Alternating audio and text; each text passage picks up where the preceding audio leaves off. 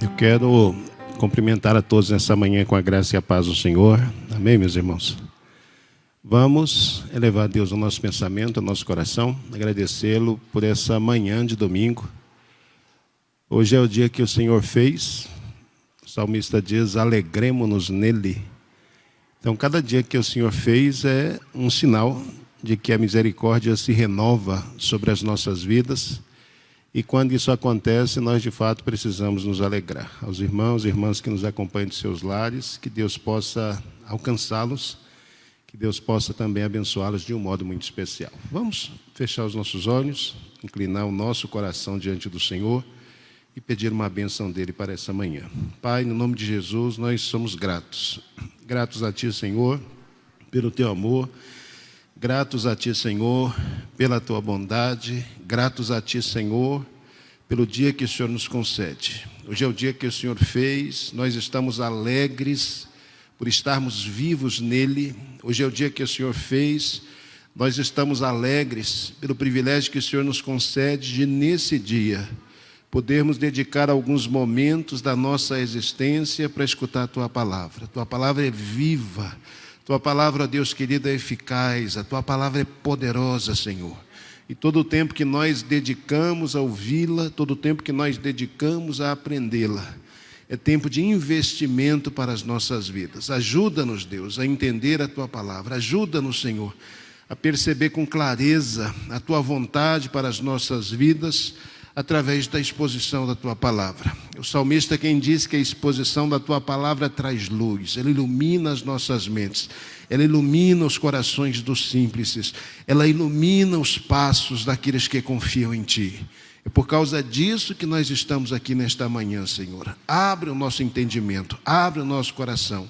Ó, querido Espírito Santo, nosso mestre por excelência, nos toma pela mão nesta manhã, nos conduza enquanto transitamos pela Tua palavra, Senhor. Que de fato nós sejamos edificados e que Teu nome seja glorificado, ó Deus, em tudo que fizermos nesta manhã. Abençoa os nossos irmãos que das suas casas também nos acompanham.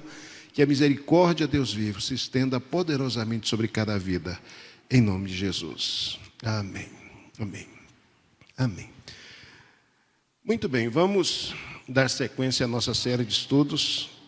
Hoje nós estamos para abordar o penúltimo livro do Antigo Testamento. Então eu quero convidar você a abrir a sua Bíblia no livro de Zacarias, livro do profeta Zacarias.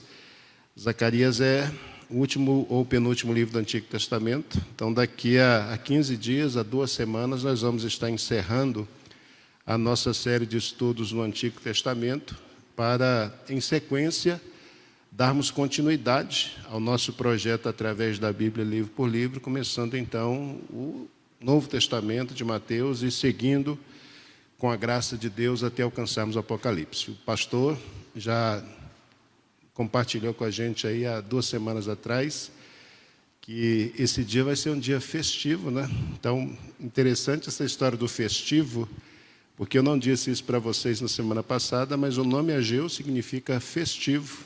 Ele vive assim um momento interessante, a gente conversou a história dele no último encontro.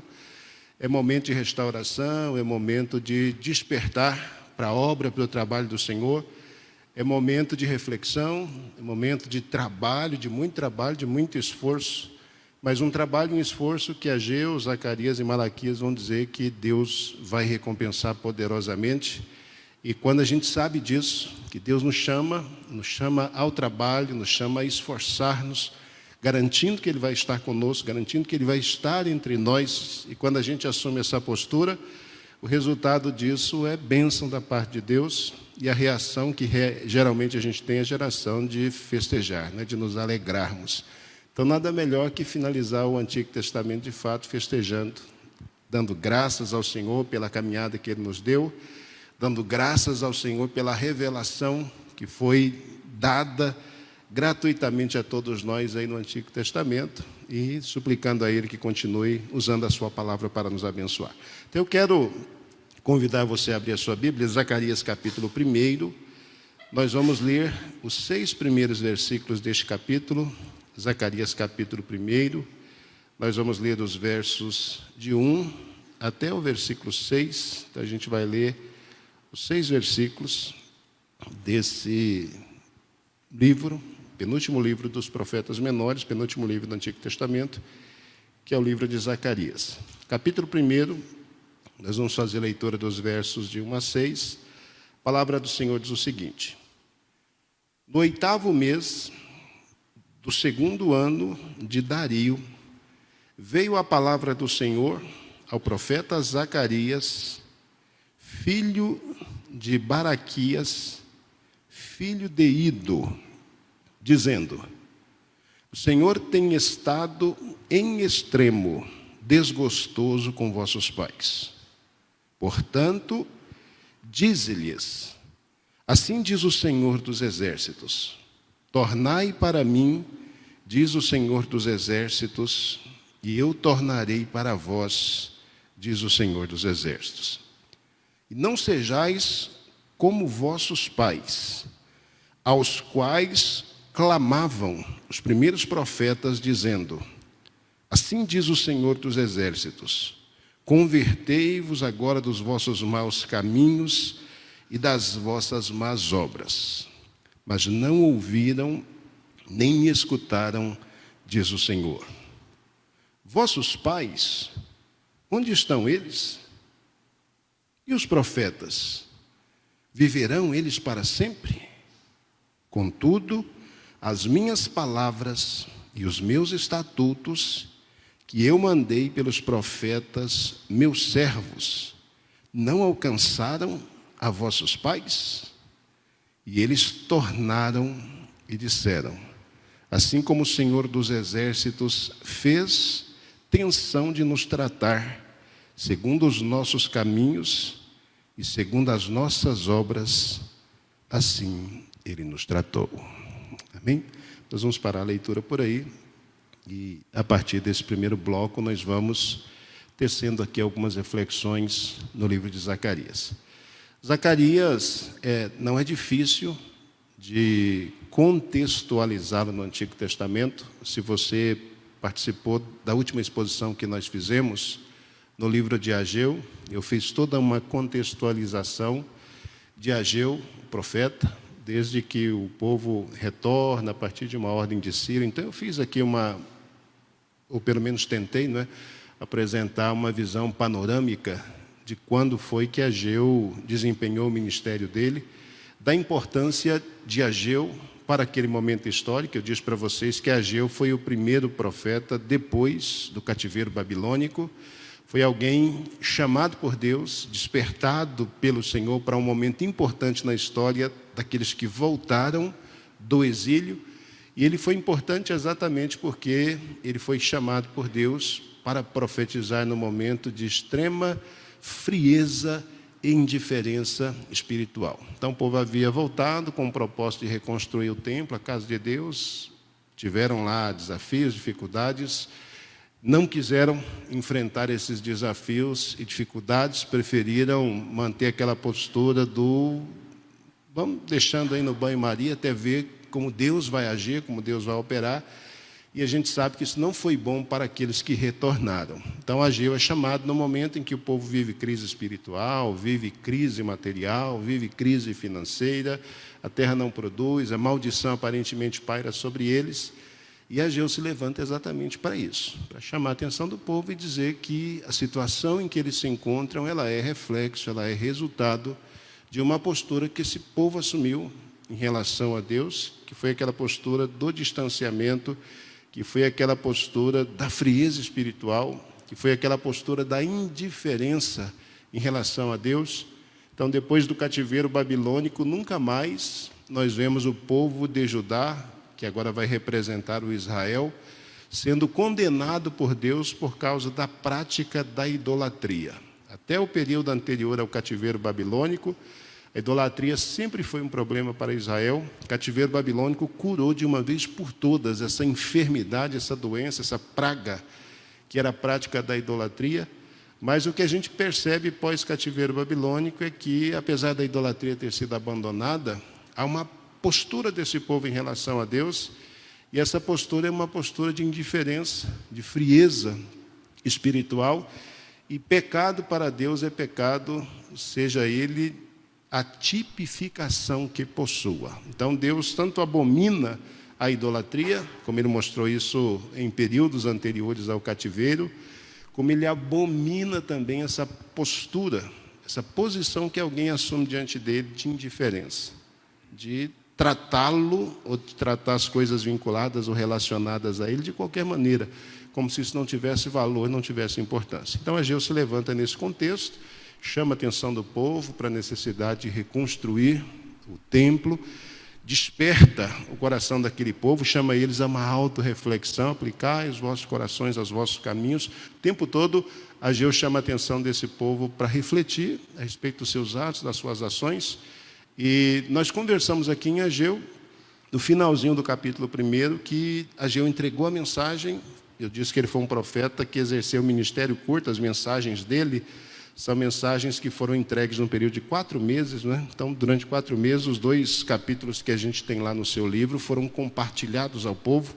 No final do capítulo 1, a gente tem uma menção de que Deus avivou o espírito dos líderes, Deus avivou o espírito do sumo sacerdote, Deus avivou o espírito do povo, e eles se despertaram para a necessidade de reconstruir a obra, de reconstruir o trabalho. O fogo do avivamento foi aceso depois de uns quase 30 dias da primeira mensagem que Ageu ministra. E que bom se as coisas fossem simples assim, não é?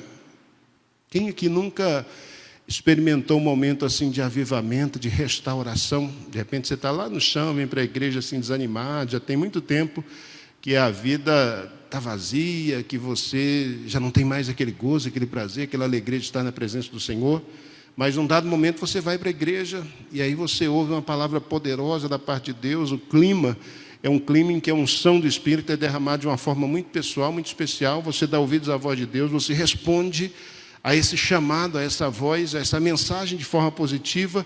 Esse clima, esse ambiente, ele acaba de alguma maneira contagiando você. Você sente um renovar do Espírito, e aí você fica assim naquela alegria, naquele prazer tamanho, fica até com medo de voltar para casa, né? Não queria nem sair desse lugar. Eu queria fazer como os 2 discípulos de Jesus. O Senhor quer que a gente faz aqui uma tenda para ti, outra para Moisés, outra para Elias?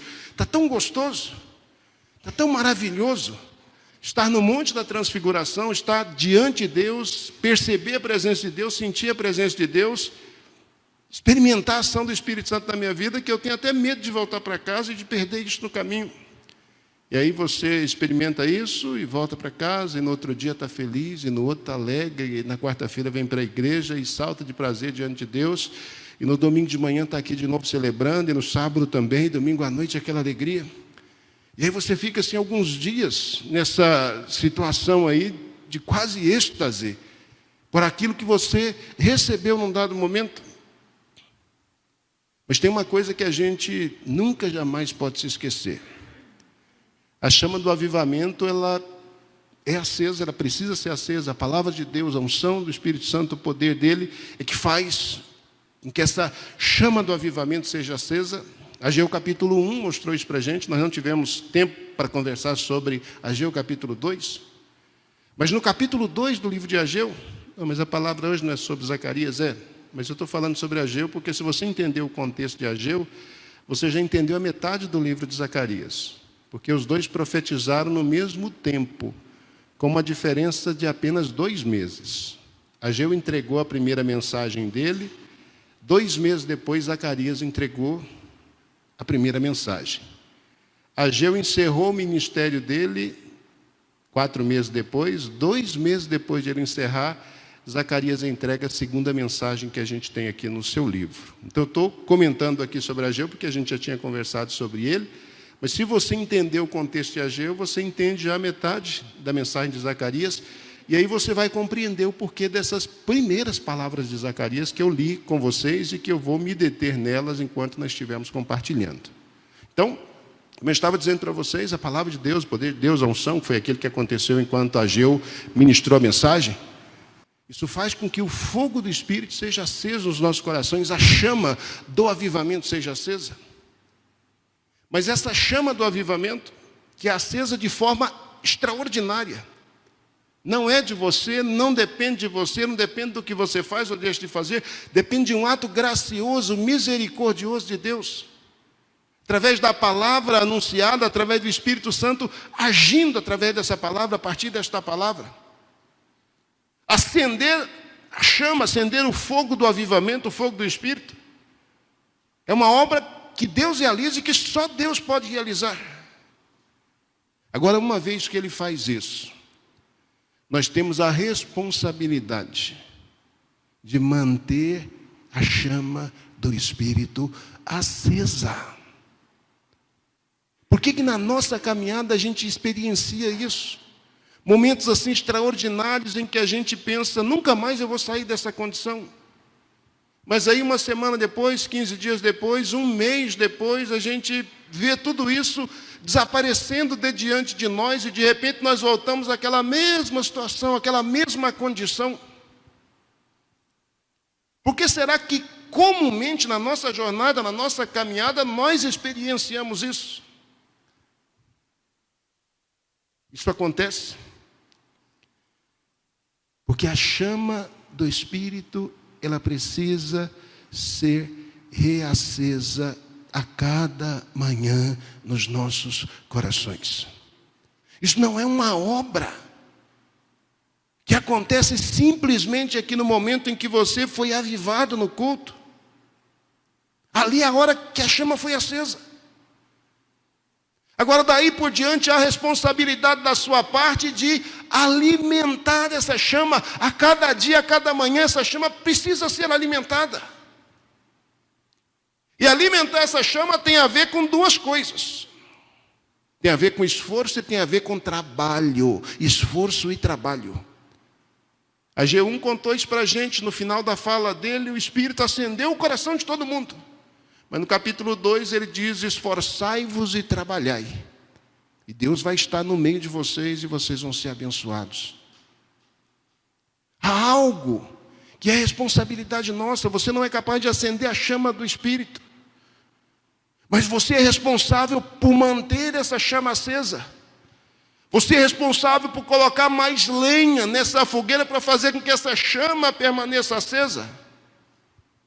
Ou você é responsável por permitir que essa chama aos poucos vá se esfriando, vá se esfriando, vá se esfriando, se esfriando, até que finalmente ela cesse.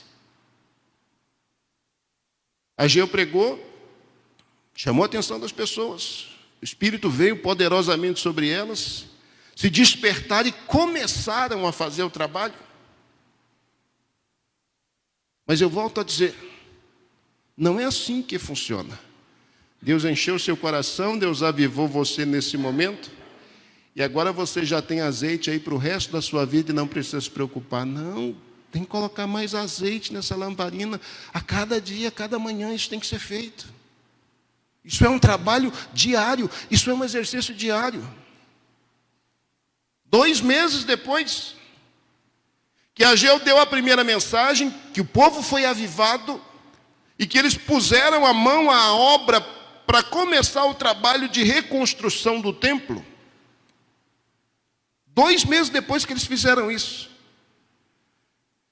E é interessante que, como a Escritura registra a história da mensagem que é dada e da reação das pessoas, nós sempre temos a tendência de fazer leitura de Bíblia de forma simplista. Como se as coisas fossem assim, sempre no automático, não é? Então Deus falou, o cara ouviu, o cara arrependeu, o cara converteu, o cara obedeceu, e uma semana depois já está tudo certo. Mas não é assim que funciona. Ageu profetizou em 520, chamando a atenção das pessoas. Você sabe quando é que o templo terminou de ser construído? O templo terminou de ser construído em 516, 4 anos depois. 4 anos depois que Ageu profetizou e que o Espírito Santo veio sobre aquelas pessoas e que elas se animaram e começaram a colocar a mão na massa uma outra vez para reconstruir o templo. 4 anos depois é que o templo ficou pronto. O que significa dizer isso? Significa dizer que aquela chama que Ageu acendeu através do Espírito Santo, com a palavra de Deus, com a ministração do Espírito, aquela chama que foi acesa no coração daquelas pessoas, que se despertaram para a necessidade de lançar os fundamentos, de reconstruir o templo, de fazer a casa de Deus, aquele ânimo que o Espírito deu àquelas pessoas, ele precisou ser cultivado diariamente, ele precisou ser cultivado semanalmente, ele precisou ser cultivado mensalmente, ele precisou ser cultivado semestralmente, ele precisou ser cultivado anualmente. Foram 4 anos. Depois que a mensagem foi entregue, que o Espírito encheu os corações daquelas pessoas, até que o templo finalmente ficasse pronto. Tem uma fala em Esdras, eu queria que você abrisse a sua Bíblia, Esdras, capítulo 6. Esdras 6 é um texto importante para a gente, porque ajuda a gente a contextualizar bem essa mensagem, a perceber com clareza qual foi a importância de Ageu e a importância de Zacarias nesse processo aí de reconstrução do templo. Esdras capítulo 6.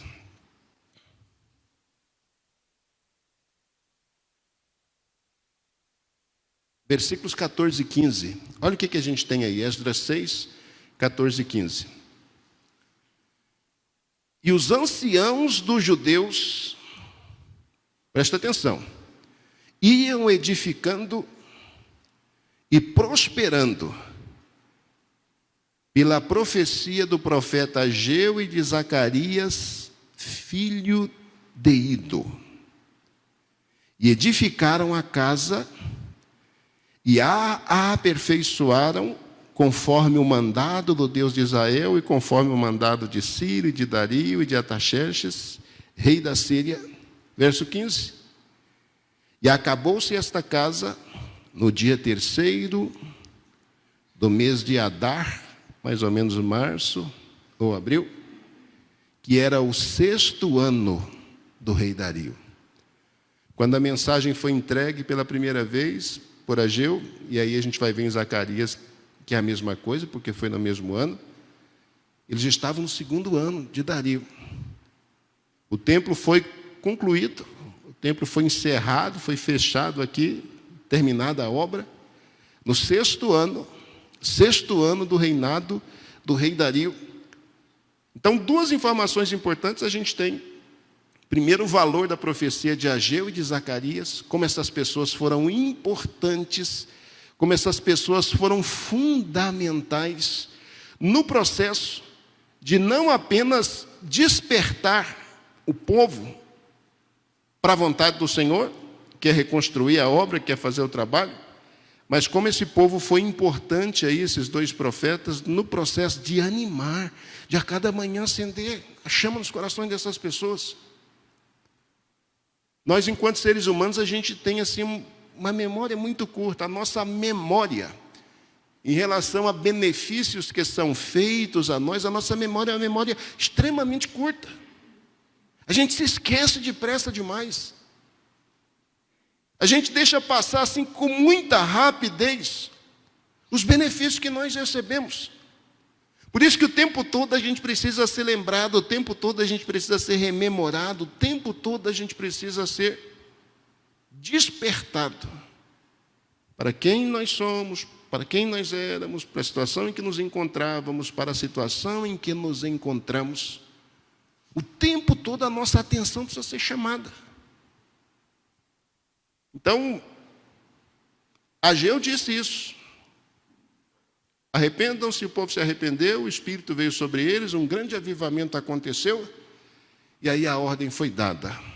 Para esse avivamento permanecer, 2 coisas têm que acontecer. Trabalho, tem que responder obedientemente ao chamado de Deus. E esse responder obedientemente, ele vai requerer, ele vai exigir de vocês esforço. Todo dia eu vou ter que recordar de novo, e de novo, e de novo, e de novo. Para que eu fui chamado? Você sabe para que você existe? Você sabe para que você foi chamado? Você sabe qual que é o seu lugar no projeto maior de Deus? O seu lugar não precisa ser uma coisa assim extraordinária. Ah, eu queria ser um Billy Graham da vida. Também queria, né? Mas Billy Graham só teve um. E Deus chamou ele para ser o Billy Graham e acabou a história. O trabalho que ele tinha a fazer, ele fez. Agora tem uma coisa extraordinária que ele não pode fazer. Ele não pode fazer o que eu posso fazer por você. Billy Graham já morreu. Então ele não pode mais fazer aquilo que eu estou fazendo aqui. Aquilo que o pastor Alessandro faz, aquilo que a pastora Wanda faz, aquilo que o pastor Léo, aquilo que o pastor Antônio fazem. Ele não pode fazer aquilo que nós fazemos, sabe por quê? Porque ele tinha uma missão, ele tinha um propósito, ele tinha um trabalho para realizar uma obra, e ele realizou a obra dele. E a obra de cada um é individual, só eu posso fazer aquilo que eu faço. E se eu não fizer o que eu faço, ninguém pode fazer o que eu faço. A obra não para. Se eu simplesmente virar as costas para Deus e disser, eu não quero fazer o trabalho, bom, o problema é seu. A obra não vai parar por isso. Mas ninguém jamais poderá fazer aquilo que eu tenho que fazer. Porque essa é a minha missão, esse é o meu chamado, a minha missão, o meu chamado é pessoal e é intransferível. Ah, não, pastor, eu queria ser o senhor. Não, mas isso não sou eu, não, isso é cada um de nós. O que você pode fazer, eu não posso, é seu.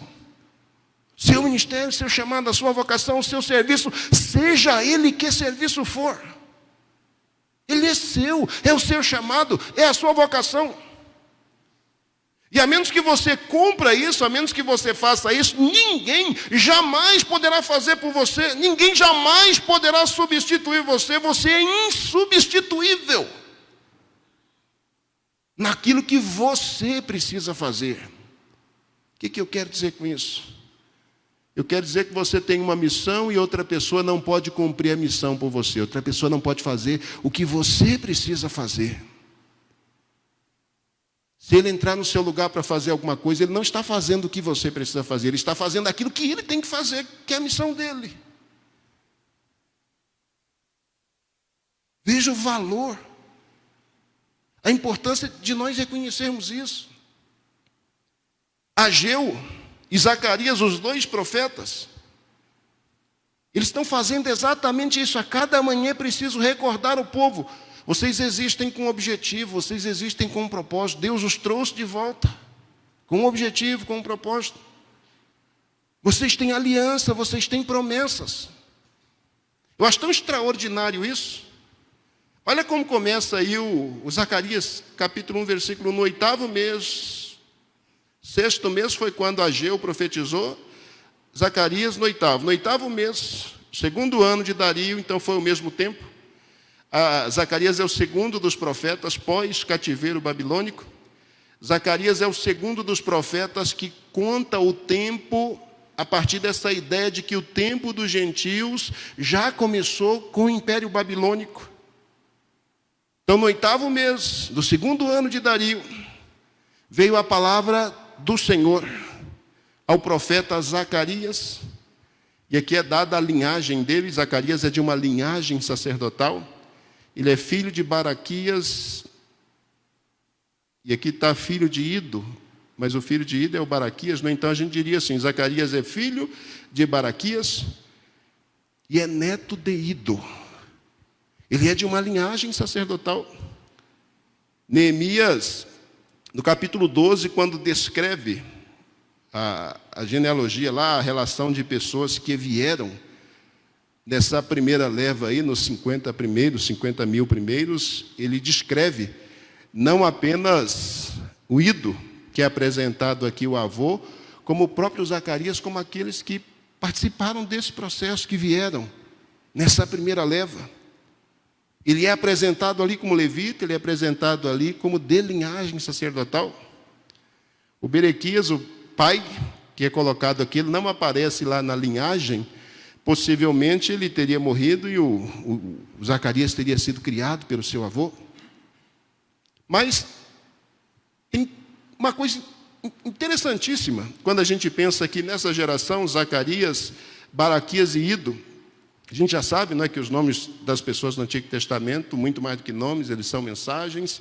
E as pessoas muitas vezes falavam mais ao público a quem eles se direcionavam pelos nomes deles do que pela própria mensagem, porque o nome já era o cartão de visitas, já apresentava a mensagem. Então, olha que coisa interessante. O nome Zacarias, esse nome em hebraico significa o Senhor lembra. O Senhor lembra. É o que significa Zacarias. Baraquias vem de uma palavra hebraica, que é a palavra bênção, berachá, que é a palavra bênção. Baraquias significa o Senhor abençoa. E Ido, esse nomezinho curtinho aí, significa tempo designado. Então, só de apresentar a genealogia do nosso irmão Zacarias aqui, a gente já tem uma espécie de mensagem que o livro quer compartilhar. Se Zacarias fala que o Senhor lembra, se o nome Zacarias significa isso, se o nome Baraquias significa o Senhor abençoa, e se o nome Ido significa tempo designado, só pela genealogia, nós poderemos dizer que a intenção de Deus em compartilhar essa mensagem aqui é a seguinte: o Senhor não esquece, porque Ele lembra, as promessas de abençoar Israel, porque as promessas foram feitas a Abraão, Isaac, Jacó e a Davi.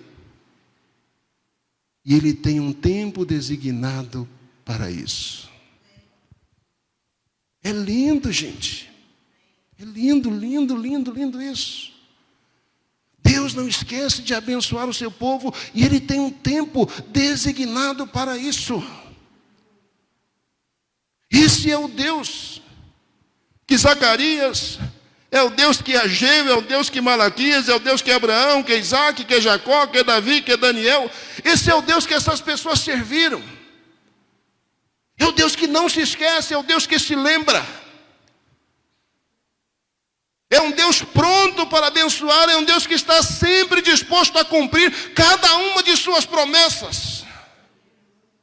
E mais do que isso, é um Deus que tem o tempo designado para cumprir cada uma delas.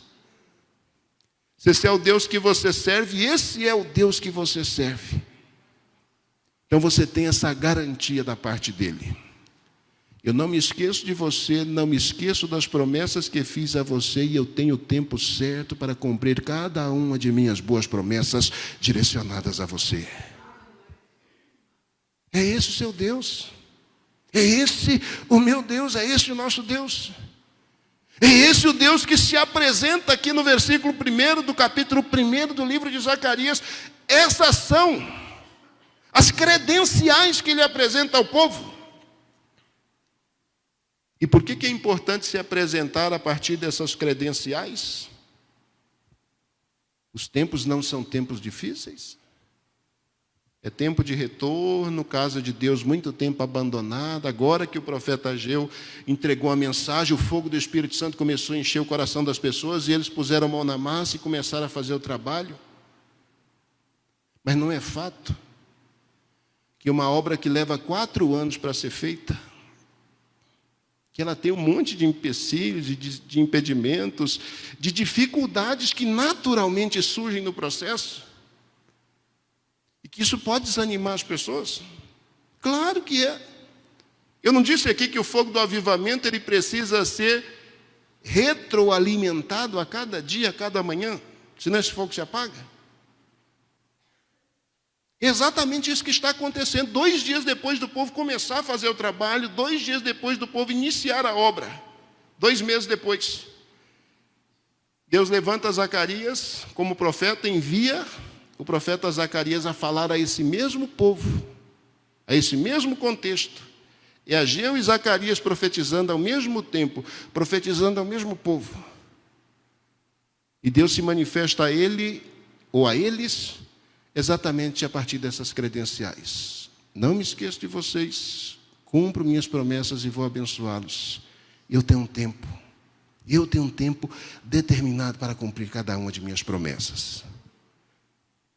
Agora, presta atenção no teor da primeira mensagem Essa foi a primeira mensagem que Zacarias entregou. A segunda mensagem começa lá no versículo 7, é composta por uma série de 8 visões.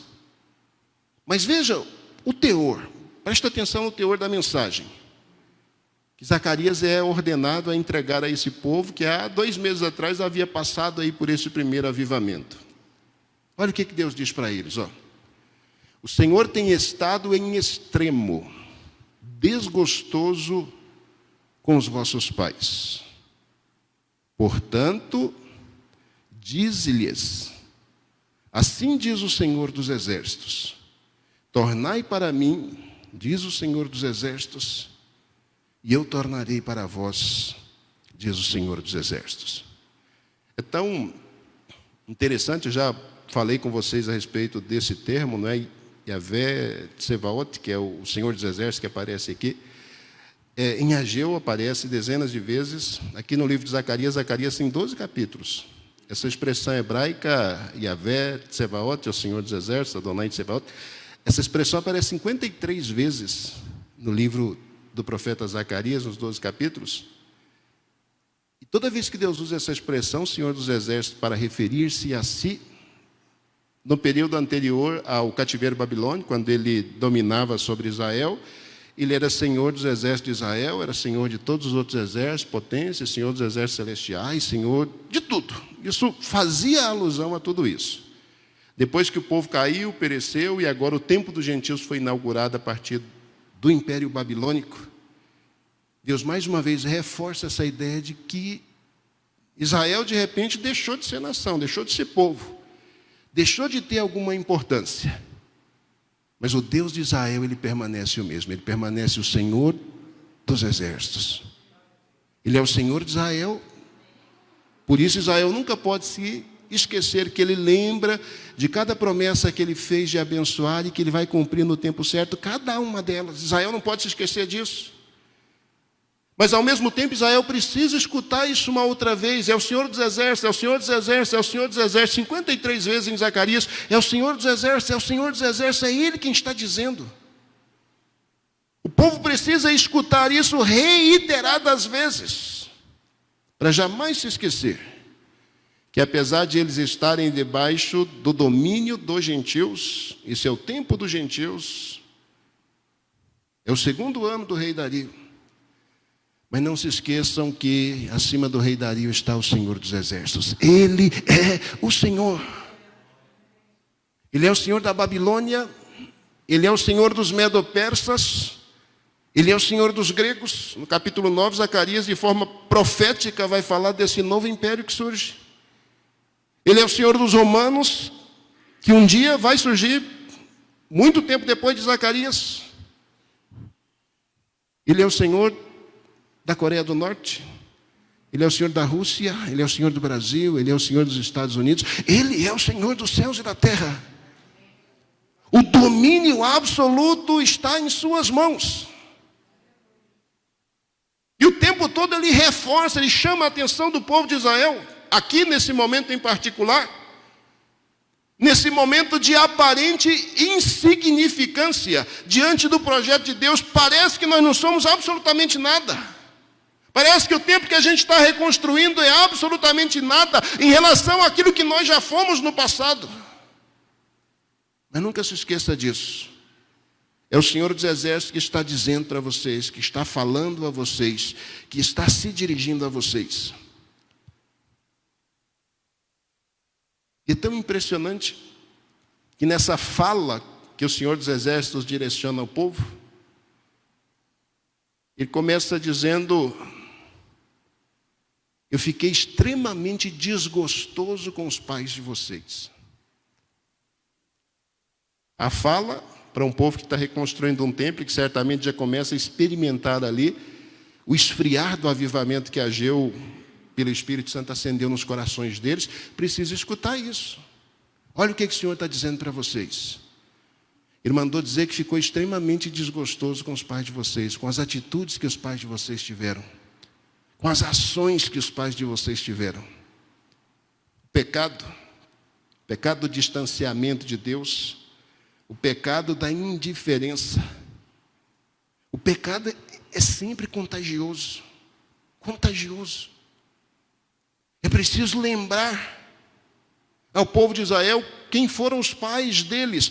É preciso lembrar ao povo de Israel as atitudes que os pais deles tiveram diante de Deus.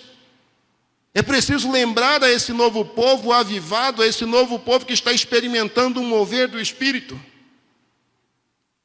Que tipo de sentimentos os pais causaram a Deus? Eu estive extremamente desgostoso com os pais de vocês. Mas o extraordinário acontece ou aparece aí no versículo 3. E o extraordinário é que cada geração e cada pessoa, a cada dia, precisa assumir uma postura diante do seu Criador. Cada um tem que assumir uma postura. E essa postura é pessoal, essa postura é individual. Apesar de o pecado ser altamente contagioso, e apesar de os maus exemplos serem altamente inspiradores, a mensagem da parte de Deus é que você, em última instância, tem sempre a possibilidade de escolher um caminho diferente. Eu fiquei desgostoso com os pais de vocês, eles me abandonaram. Mas olha o que o Senhor está dizendo para vocês: tornem para mim, voltem-se para mim. Não foi isso que Deus disse primeiro através de Ageu? Apliquem os corações de vocês aos caminhos de vocês, avaliem a situação de vocês. E Deus novamente, 2 meses depois, através de Zacarias, diz a mesma coisa: tornem-se para mim, voltem para mim, eu sou o Senhor dos Exércitos. Se vocês se voltarem para mim, eu vou me voltar a vocês. Se vocês retornarem a mim, eu irei ao encontro de vocês. Se vocês mantiverem a chama do Espírito acesa nos corações de vocês, nós vamos estar juntos, nós vamos formar uma boa parceria, vai dar tudo certo.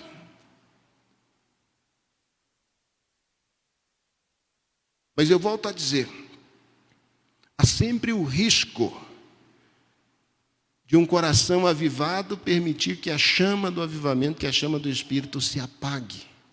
Está aí no versículo 4. Voltem-se para mim, eu vou me voltar para vocês. E não sejam como os pais de vocês, aos quais clamaram os primeiros profetas, dizendo: assim diz o Senhor dos Exércitos, convertei-vos agora dos vossos maus caminhos e das vossas más obras. Mas como que os pais de vocês agiram? Mas eles não ouviram e nem me escutaram, diz o Senhor. Age diferente. Eu sou adicto, eu sou preso ao álcool, preso às drogas, preso à prostituição, preso a B ou C, eu sou escravo de algum tipo de condicionamento, porque o meu pai, e o meu avô, e o meu bisavô, e o meu tetravô, porque a minha família é uma família marcada por esse tipo de comportamento. Aí eu sou violento porque eu venho de uma família de pessoas violentas, porque meu pai foi violento, porque o meu avô foi violento. Aí eu sou desonesto porque eu fui criado, eu venho de uma família que sempre praticou a desonestidade. Então, por mais que eu queira ser honesto, eu não dou conta, porque parece que está no meu sangue isso. Pode até ser que isso esteja no seu sangue. Pode ser que existam heranças genéticas, e de fato existem. Indubitavelmente, o peso do condicionamento social, isso exerce uma influência poderosa sobre a vida das pessoas. Isso é inegável. Agora, tem uma coisa que nem a genética e nem o condicionamento social podem tirar de você, que é a liberdade de fazer uma escolha. Você é livre para escolher. Você não tem que repetir o erro dos seus pais, você não tem que repetir o erro dos seus avós, você não tem que repetir o erro do contexto em que você foi criado. Você pode até ter sido escravo de todas essas coisas, mas o que o Senhor dos Exércitos diz a você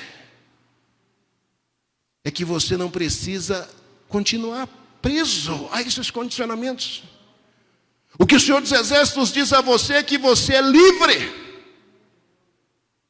É livre para permanecer nessa condição, e se permanece nessa condição, você permanece por livre escolha, mesmo que seja uma escolha inconsciente. Mas você é livre para dizer não também, e é exatamente isso que o Senhor está dizendo aqui para o povo. Voltem-se para mim, não sejam como os pais de vocês. Os pais de vocês receberam o mesmo convite: convertam-se a mim, abandonem os seus maus caminhos, mas eles não me escutaram, eles não deram ouvidos à minha voz.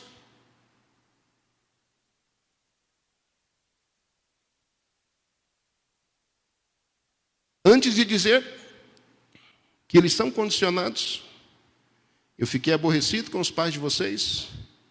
Depois Deus poderia ter dito a eles: os pais de vocês pecaram e não deram ouvidos à minha voz. Isso poderia servir para justificar uma possível disposição para não obedecer. Mas antes de qualquer coisa, Deus já disse: olha, eu vou dizer o que é que os pais de vocês fizeram, mas antes de eu dizer, eu preciso declarar uma verdade para você. Você é livre para repetir os mesmos erros de seus pais ou para seguir um caminho diferente. Você é livre. É por isso que a ordem do Senhor dos Exércitos é: volte para mim e eu vou me tornar para vocês. Não faça como os pais de vocês. Verso 5. Duas perguntas. Vossos pais, onde estão eles? Os pais de vocês pecaram, falando aqui ao povo de Israel. Os pais de vocês transgrediram os meus mandamentos. Os pais de vocês viraram as costas para mim. Os pais de vocês se distanciaram da minha presença. Os pais de vocês não deram ouvidos ao chamado dos profetas, falando da necessidade de conversão, de abandono dos maus caminhos, das más obras. Eles não fizeram isso, não deram ouvidos. E agora vem a grande pergunta: onde é que estão os pais de vocês? O que é que aconteceu com eles por causa da desobediência? Qual foi o fim deles? Que fim eles tiveram ao assumir uma posição, uma postura de frontal rebelião ao Senhor dos Exércitos? Qual foi o resultado disso? Para pensar, para refletir qual foi o fim. Qual foi o fim? E há uma segunda pergunta: e os profetas? Eles vão viver para sempre? Você acha que Deus vai sempre levantar um profeta? O tempo todo? Como Ele está levantando um aqui nesta manhã para falar a você? Você acha que o tempo todo, que para sempre, Deus vai levantar profetas para continuar falando, chamando a sua atenção?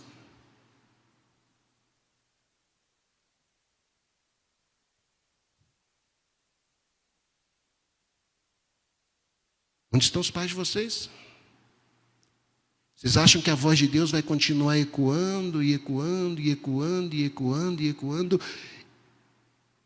infinitamente, enquanto você permanece na dureza do coração, na rebelião de coração, na atitude de desobediência e de desobediência frontal ao seu Senhor?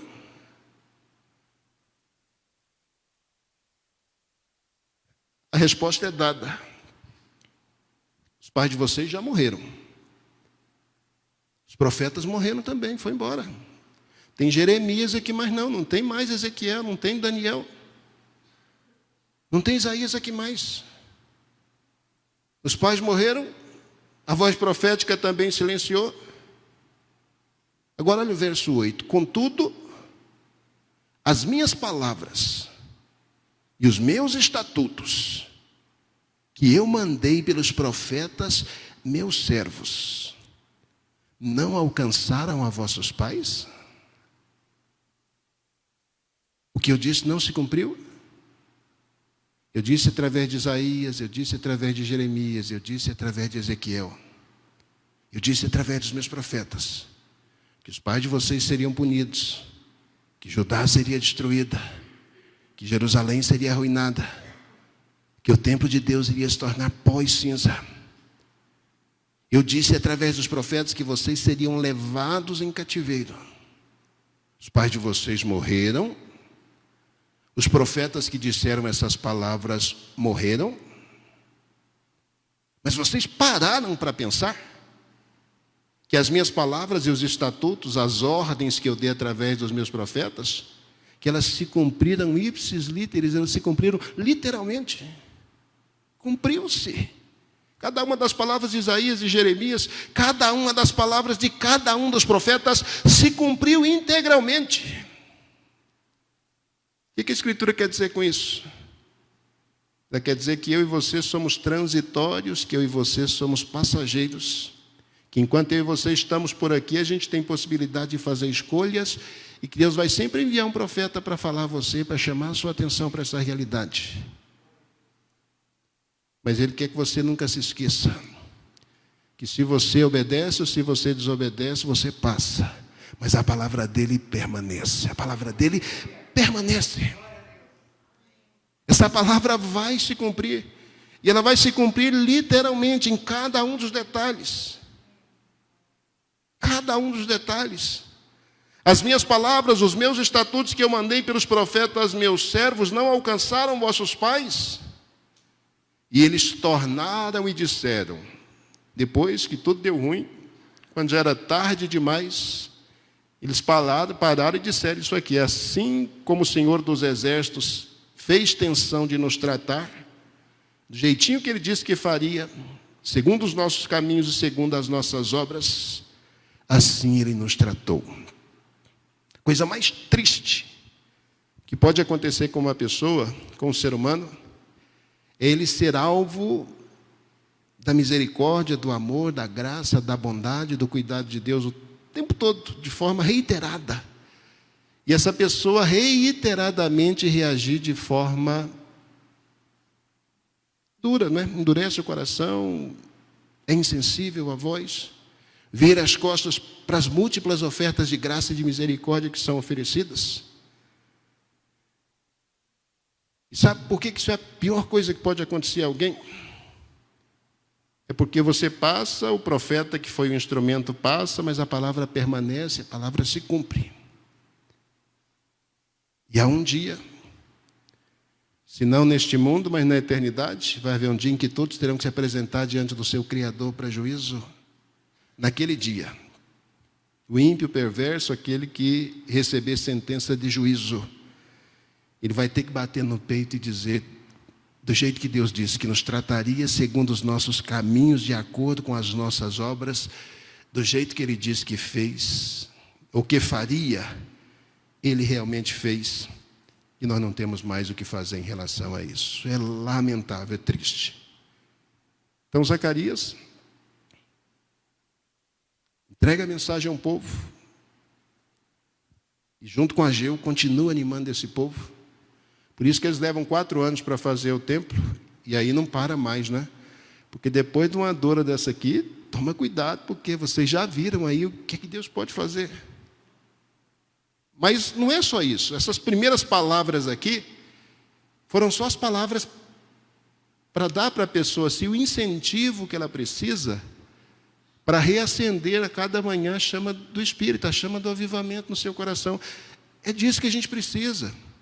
Só é possível manter a chama do Espírito acesa se a cada manhã a gente entender que a cada manhã Deus nos faz um convite. Torne-se para mim que eu vou me tornar para você.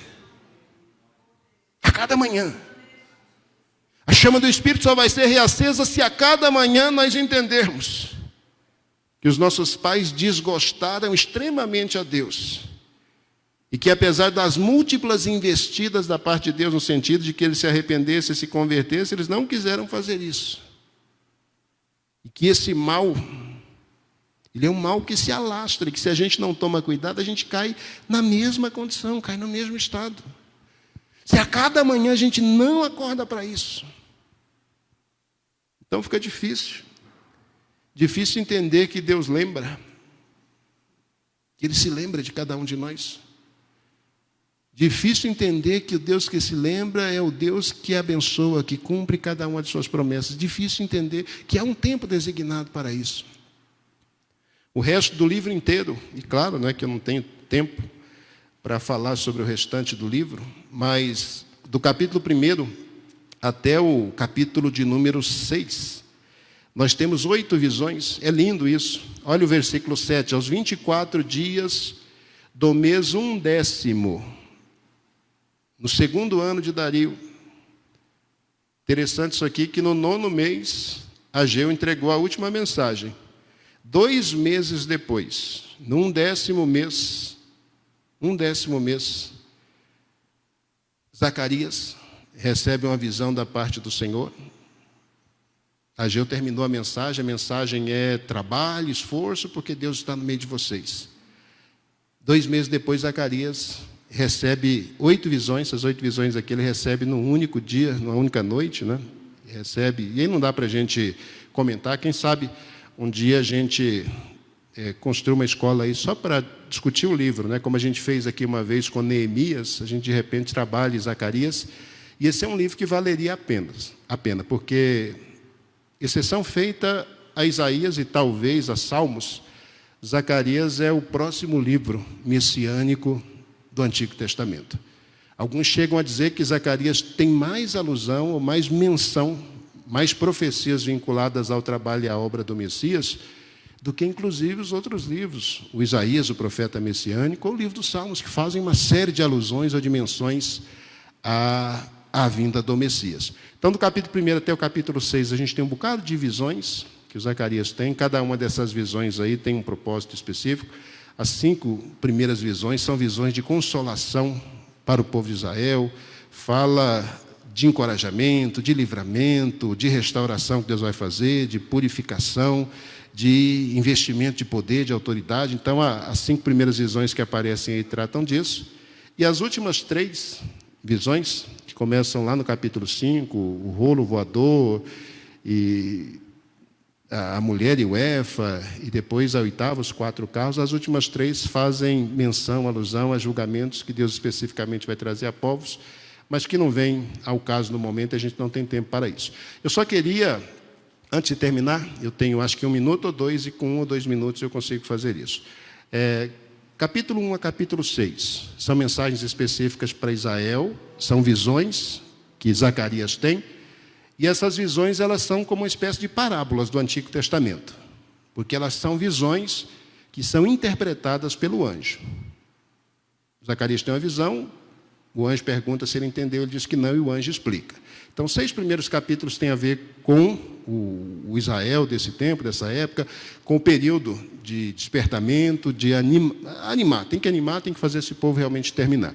Capítulo 7 e 8 trata de uma questão vinculada a jejum. Então, é um outro momento aí da história, mas está vinculado a esse período. Agora, do capítulo 9 até o capítulo 14, que é a segunda parte do livro, essa parte é uma parte que nós diríamos totalmente escatológica, que trata do fim da história do povo de Israel. Se Zacarias entregou a sua primeira mensagem lá pelo ano 520 a.C., essa segunda parte do capítulo 9 até o capítulo 14 de Zacarias, possivelmente ela tenha sido escrita, tenha sido registrada no final do ministério profético dele, cerca de 480 a.C. Então, ele teve um ministério longo, mais ou menos uns 40 anos de exercício do ministério profético. E capítulos 9 a capítulo 11 de Zacarias, de forma assim muito simplória, e simplória até, capítulo 9 a capítulo 11, fala da primeira vinda do Messias. Depois você pode ler e pode identificar alguns elementos. Capítulo 12 a capítulo 14 fala da segunda vinda. Mas vamos ler só um versículo, capítulo 9, versículo 9 de Zacarias. 9, versículo 9 de Zacarias. Isso é um texto muito conhecido de todo leitor de Novo Testamento. Se você já leu os evangelhos alguma vez, você deve se lembrar, e se não leu, você já viu a respeito disso, porque em encenações é muito comum. Isso que Zacarias profetizou aqui. 9:9. Alegra-te muito, ó filha de Sião. Exulta, ó filha de Jerusalém. Eis que o teu rei virá a ti. Olha as credenciais dele: justo, e Salvador. Justo e Salvador. Pobre e montado sobre um jumento, sobre um asninho, filho de jumenta. Mateus 21, versículos de 1 a 5, a gente tem o cumprimento dessa profecia, dessa fala. Agora, vai lá para o capítulo 12. Capítulo 12, versículo 10. E aí eu termino a minha fala com 12, 10. 12, versículo 10. Então, esse primeiro momento aí, que eu li no versículo 9, fala sobre a primeira vinda de Jesus, aquela entrada triunfal em Jerusalém. 12 e 10 já vai falar sobre essa segunda manifestação dele. Olha o que está escrito aí, ó. E sobre a casa de Davi e sobre os habitantes de Jerusalém derramarei o espírito de graça e de súplicas, e olharão para mim a quem traspassaram, e o prantearão como quem pranteia por um unigênito, e chorarão amargamente por ele, como se chora amargamente pelo primogênito. Se você fizer a leitura de João capítulo 19, versículos 36 e 37, lá a gente tem um prelúdio do cumprimento final dessa profecia aqui, quando todo Israel vai se converter a Cristo. Jesus morre, alguém reconhece, um gentil, que esse verdadeiramente era o Filho de Deus, e quando essa pessoa dá esse testemunho, João chama atenção para aquilo que Zacarias disse. Vai haver um tempo que até mesmo aqueles que o traspassaram vão reconhecer quem ele efetivamente é. Lindo, gente, lindo, lindo isso. Essas são palavras poderosas que Zacarias traz, mas não está meio desconexo, não. O que isso tem a ver com a construção do templo, com Jerusalém, com a vinda de Jesus? Tudo, absolutamente tudo a ver. É isso que Deus está dizendo para o povo. Eu me lembro das promessas que eu fiz, e no tempo designado eu vou cumprir cada uma delas. As promessas relacionadas a vocês, vou cumprir. O templo vai ser reconstruído, Jerusalém vai ser reconstruída, Jerusalém vai ser restaurada, vocês vão se tornar um estado uma outra vez, vocês vão persistir por muito tempo, inimigos vêm e vão, e vocês por muito tempo vão permanecer aí. Mas vai haver um tempo futuro, em que o Messias virá, em que vocês vão rejeitá-lo, vão sofrer consequências disso, mas depois vão se arrepender, vão se voltar para ele. E o reino, de uma vez por todas, vai ser estabelecido. Lindo, lindo, lindo, lindo. Isso é a palavra de Deus. 519 a.C., isso foi revelado. Nós estamos vivendo 2020 depois de Cristo, 2.500 anos atrás. Alguém escreveu isso que eu estou lendo para você. 2.500 anos depois, a gente olha para trás e percebe que os profetas morreram, mas que a palavra permanece viva. Os profetas morreram, mas a palavra se cumpre em cada um de seus detalhes. E à medida que a gente for seguindo, com Malaquias e os outros profetas, e todos são profetas no Novo Testamento, né, aqueles que receberam a palavra, aí você vai percebendo melhor como que é extraordinário isso, né? A Bíblia é realmente um livro extraordinário. Feche os olhos. Querido Deus, nós somos gratos. Tão gratos, Senhor. Que privilégio é esse que o Senhor nos dá, que privilégio é esse que o Senhor nos concede, de descortinar diante de nossos olhos a Escritura, a palavra que é viva e que permanece. A palavra que enche os nossos corações de gozo, a palavra que alimenta a chama do avivamento nos nossos corações, nas nossas mentes, e que não nos permite distanciar, nos afastarmos do nosso Criador, do nosso justo Salvador. Deus bendito, Deus misericordioso. Que mistério é esse, Deus? Que milagre é esse? De o Senhor conceder a cada um de nós aqui graça, privilégio, de poder compartilhar, de poder ouvir esta palavra que é viva e que permanece para sempre. Um dia eu não vou estar mais aqui, um dia nós não estaremos mais aqui. Possivelmente outra geração vai estar por aqui. Mas a palavra que foi pregada hoje, que foi anunciada, não é a minha palavra, é a tua palavra que permanece viva para sempre. Um dia eu não estarei mais aqui, mas a tua palavra vai continuar ecoando, porque é para esse propósito que ela foi enviada. Só gratidão, ó Deus, nós temos a declarar a ti, pela possibilidade de estar diante de Ti. Muito obrigado, Senhor.